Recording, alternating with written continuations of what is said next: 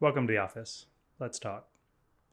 As some of you might know, I'm a pretty avid reader. I'm very big on physical books and collecting books. So today I want to just talk through some of my favorite books and things that have sort of helped me change the way I think about architecture or move forward in my career as architecture. I've broken them down into a few categories that should be good for any architect, whether you're just starting out or maybe you're further in your design career. So the first category I put as thinking about architecture. This is more about theory and sort of why architecture matters, the philosophy behind design. And it reminds you that architecture is just not about drawings or materials, it's about how you move through the world.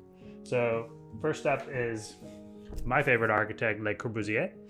This is his work towards a new architecture. This is a manifesto, a treatise, philosophy, whatever you call it, on sort of why architecture matters and all the different aspects that go into architecture itself. Another good theory book, Learning from Las Vegas, by Robert Venturi and Denise Scott Brown. It's a lot of theory, but it discusses sort of the idea behind placemaking. So Learning from Las Vegas. This is a good one I picked up as well. Design Like You Give a Damn. This is the second version. There's the first version. But really, this changes sort of how you think about architecture. It's not just about buildings, but how it affects the rest of the world around us, whether it's our local community or the entire world in general. And then lastly, just because it's fun, 101 Things I Learned in Architecture School. Just a fun little take on the little architecture specialties and things that we talk about in school that maybe most people don't understand, but it's a bit of sort of humorous book that's kind of helpful to understand you're not alone in this world. So that's thinking about architecture.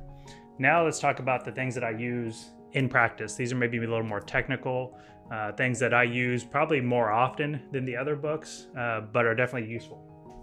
I don't know where I found this, just at an architectural bookstore. There used to be one in Santa Monica. I don't know if it's still there, Hennessy Ingalls.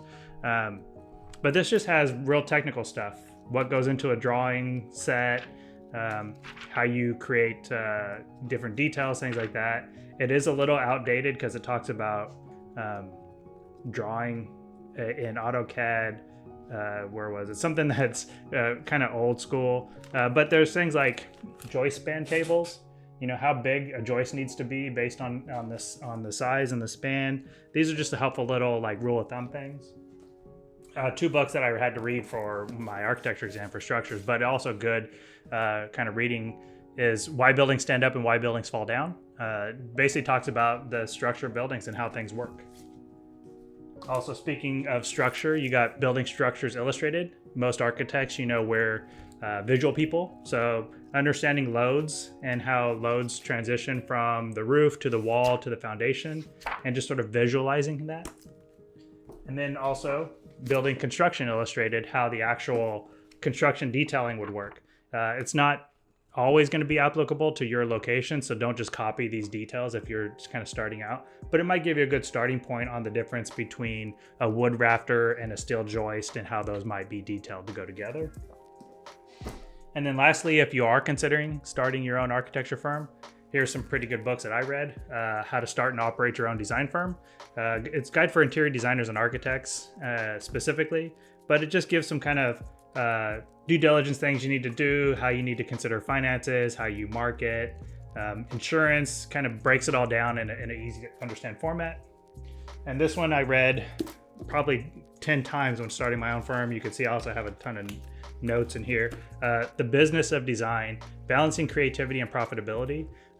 What it talks about in here is, the actual examples of how you might put together your financial management, your salaries, things like that, but also how you keep creativity within your work and make it a profitable business, because you can't just design without making money. Otherwise, you wouldn't be able to do it. Another good one, produced by the AIA, American Institute of Architects, Handbook of Professional Practice. This will go into everything about how you manage your firm, how you manage projects, how you manage employees, how you deliver the project, how you deal with clients. This is a great resource and definitely a must read if you're considering starting your own company. Okay, now to some day-to-day stuff of like actual drawing and modeling, things like that. Here's a good book I picked up a long time ago, Designing with Models. Designing with Models, a studio guide to making and using architectural design models. And it talks about tips and tricks on how to cut, how to attach things, how to glue them. It has pictures that will show you the actual process of it. This book was probably written before YouTube was really a thing. Nowadays you can watch people make models, including myself. But this is just a great little step-by-step guide on how to understand how to make models. Here's another great book I picked up. No idea where I got it, probably at the same architectural bookstore. Japanese Detail in Architecture. When you're thinking of drawing and detailing how things go together, sometimes the most simple things are the things you overlook. And this is a great example of how to detail properly, but still have character in it as well.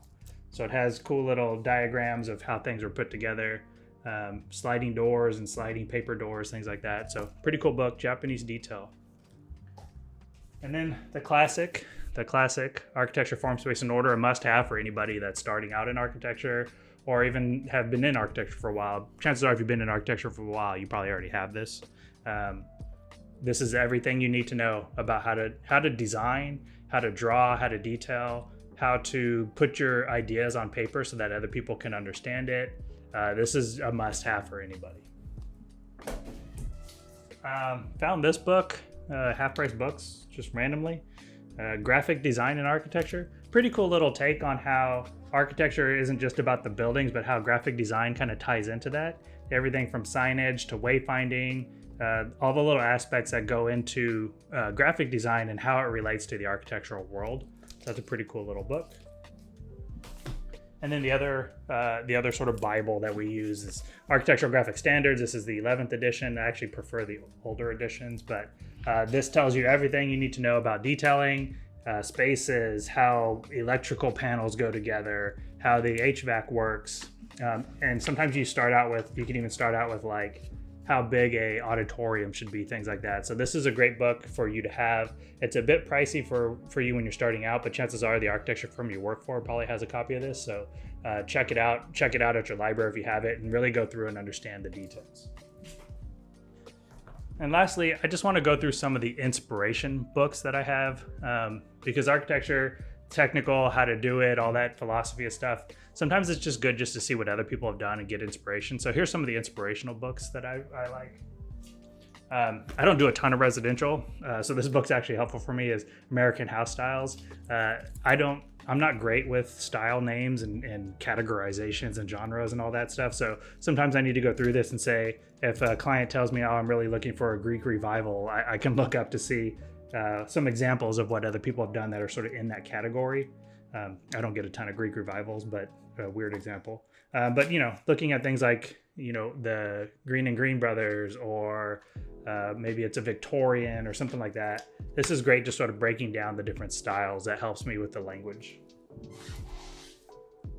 This building I found in architecture school when I started. I have no idea where I found it, but I think it's pretty cool because it's key buildings of the 20th century. This is sort of their key buildings that they think of. Obviously on the cover it's Villa Savoie by Le Corbusier, so I like that. But what's cool about this is it doesn't just show the building from a graphic standpoint, it shows you the working plans too. So you can see sections and elevations, floor plans. This is great for any architecture student that's starting out. As you start architecture school, one of the first things they do is they make you do case study or precedent studies. So this kind of helps you sort of understand the scale, how plans go together.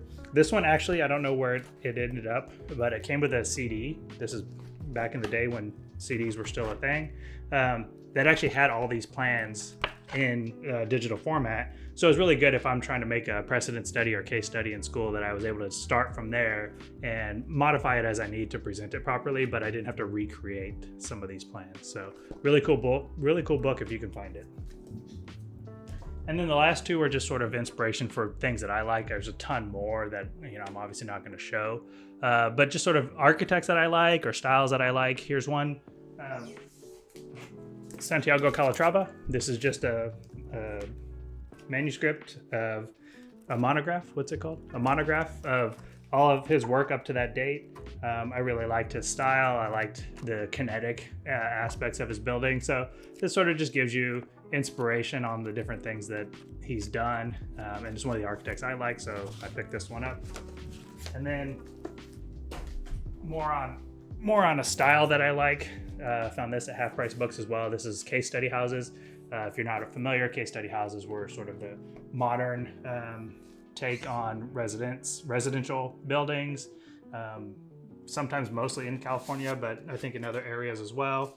Probably the most famous, the Case Study 22 stall house overlooking LA.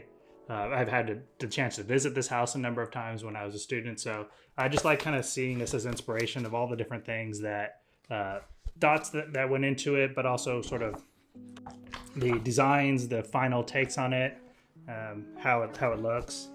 So that's all the books that I'm going to talk about today. But you know, a lot of times nowadays you can just Google something, find an image, but sometimes having that physical book really grounds you and makes you sort of slow down and take the time to look at it.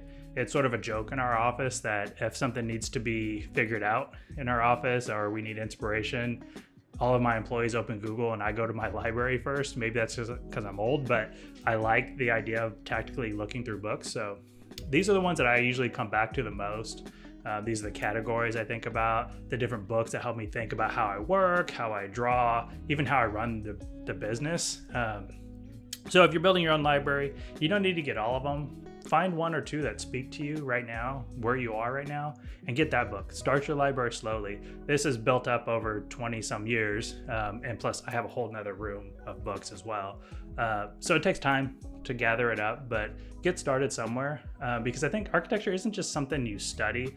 It's something you're constantly rediscovering, and maybe sometimes something changes and you might go back to a book you haven't looked at for 10 years and it might re-inspire you. So those are just my recommendations today. Tomorrow they might be different, but thanks for watching. All right, that's it. Let's get back to work.